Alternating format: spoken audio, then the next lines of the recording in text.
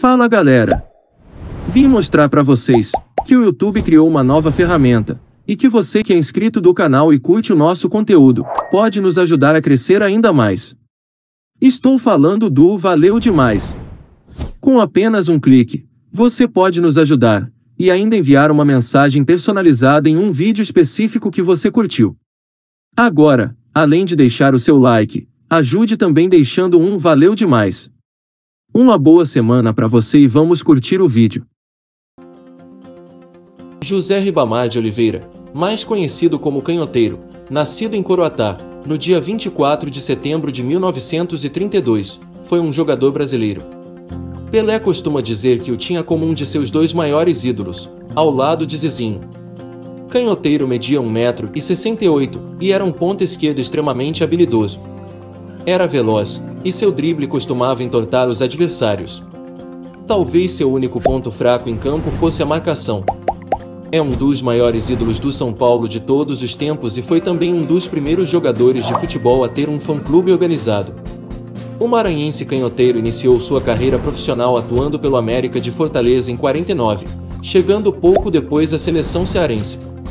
Foi para o São Paulo em 54, onde se projetou para o futebol, comprado por 100 mil cruzeiros. Sua estreia foi contra o Corinthians, time do zagueiro Idário, que foi talvez quem mais sofreu com seus dribles. Canhoteiro chegou para substituir Teixeirinha e foi campeão do torneio Jarrito, no México em 55, da pequena Taça do Mundo na Venezuela, e Paulista em 1957 ao lado de Zizinho. Esteve 3 vezes na seleção brasileira, no Sul-Americano Extra de Lima, na Taça Oswaldo Cruz e na excursão preparatória para a Copa 58. Ele disputou 415 partidas pelo tricolor paulista e marcou 103 gols. Tomou parte no jogo de inauguração do Morumbi em 1960, contra o Sporting de Lisboa. Sofreu uma séria contusão em um lance casual com o jogador Homero, do Corinthians. Após a contusão, seu futebol não era mais o mesmo. Foi vendido ao futebol mexicano em 63 para jogar no Nacional e no Toluca. Ficou lá por 3 anos e voltou para o Brasil, já fora de suas melhores condições físicas, para encerrar a carreira no Nacional de São Paulo e no SAD de São Caetano do Sul. Depois de aposentado do futebol, foi funcionário do Banespa onde servia cafezinho, sempre sorrindo.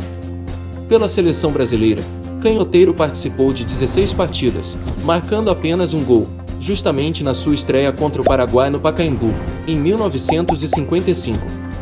Supostamente devido ao seu estilo de vida boêmio e também por um medo estrondoso de avião, Canhoteiro foi cortado, e não convocado, às vésperas do embarque para a Suécia, perdendo a posição para seus até então reservas Pepe e Zagallo, que haviam sido convocados juntamente com ele.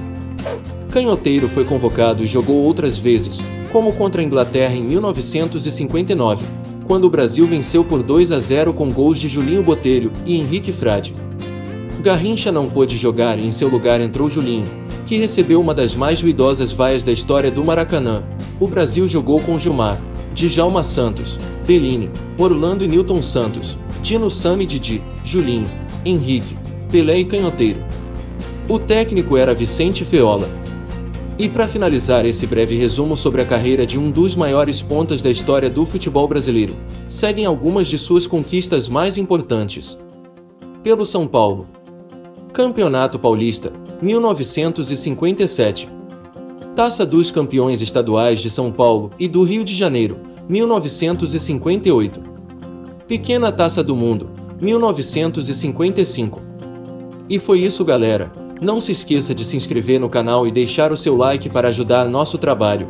Ajude também compartilhando o vídeo com seus amigos e ative o sininho para receber notificação de novos vídeos.